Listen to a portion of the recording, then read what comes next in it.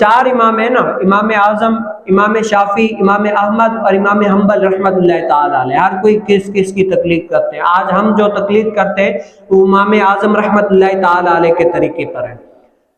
جیسے امام شافعی رحمۃ اللہ تعالی علیہ کا مسلک یہ ہے کہ کتا کیا ہے؟ پاک ہے۔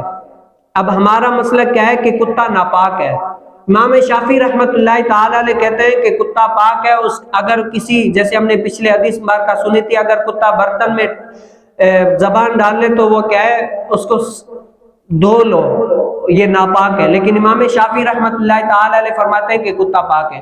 اب اسی حدیث کتا پاک ہے، اس کے دلیل میں امام شافعی رحمۃ اللہ تعالی علیہ کا حدیث مبارکہ لے کر آئے کہ حمزہ بن عبداللہ اپنے والد سے روایت کرتے ہیں کہ حضور علیہ السلام کے زمانے میں نا کتے مسجد میں آتے جاتے تھے۔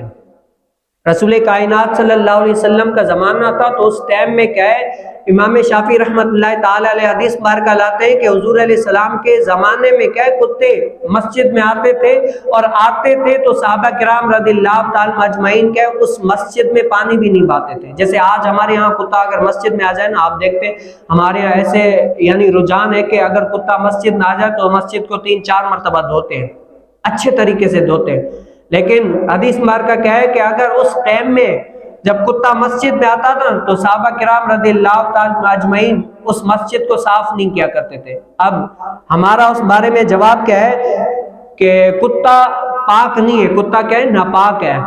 اور یہ اتنا بس یہ ہے کہ کتا سور کی طرح، جیسے سور نجس العین ہے، سور کا ایک ایک بال کیا ہے؟ ناپاک ہے، پورا ہی پورا ناپاک ہے۔ اب کتا کیا ہے؟ جیسے جسم پر اگر کوئی کتے کے بالوں پر غلاظت وغیرہ نہیں لگی ہو تو وہ بال کیا ہے؟ پاک ہے۔ لیکن اگر کہیں پر جسم وغیرہ پر غلاظت لگی ہو تو ناپاک ہے۔ اور امام شافعی کہتے ہیں کہ کتے کا جو زبان ہے نا وہ بھی پاک ہے، لیکن ہم کہتے ہیں کہ کتے کی زبان کیا ہے؟ ناپاک ہے۔ کیا ہے؟ ناپاک ہے۔ اگر کسی برتن وغیرہ میں ڈال دی تو وہ برتن ناپاک ہو جائے گا۔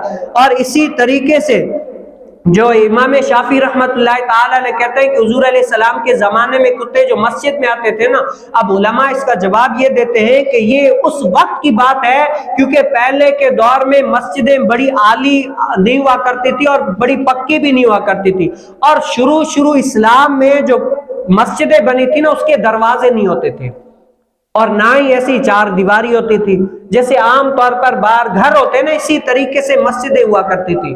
کیونکہ غربت کا زمانہ تھا یا کوئی رجحان نہیں تھا یا آل غرض اور بہت ساری وجہیں ہو سکتی ہیں، ایسی ایک مسجد ہوا کرتی تھی، دروازہ ہوتا ہی نہیں تھا تو کوئی بھی آتا چلا جاتا جا کے، اور اگر ظاہری گندگی نہیں ہوتی تھی تو صحابہ کرام رضی اللہ تعالی عنہم نماز پڑھ لیتے تھے۔ لیکن جیسے جیسے دور آگے چلتا گیا پھر دروازے لگے، پھر یہ وہ صحابہ کرام رضی اللہ تعالی عنہم اس کا بعد پرفیکٹ طریقے سے کیا ہے اس کا رجحان رکھتے گئے اور کتوں کو مسجد میں آنے نہیں دیتے تھے۔ تو کیا ہے؟ جو جس امام کی تقلید کرتا ہے، ہم امام اعظم کے پیروکار ہیں تو ہم ان کے مذہب پر عمل کریں گے، اور جو امام شافعی رحمۃ اللہ تعالی علیہ کے مسلک کو فالو کرتے وہ ان کے مسلک پر عمل کریں گے۔ چاروں امام کی تقلید کرنا الغرض یہ نہیں ہے ایک مسئلے میں ایک کی تقلید کرنا، دوسرے مسئلے میں دوسرے کی، یہ علماء فرماتے ہیں یہ امام کی تقلید نہیں، یہ اپنے نفس کی تقلید کرنا ہے۔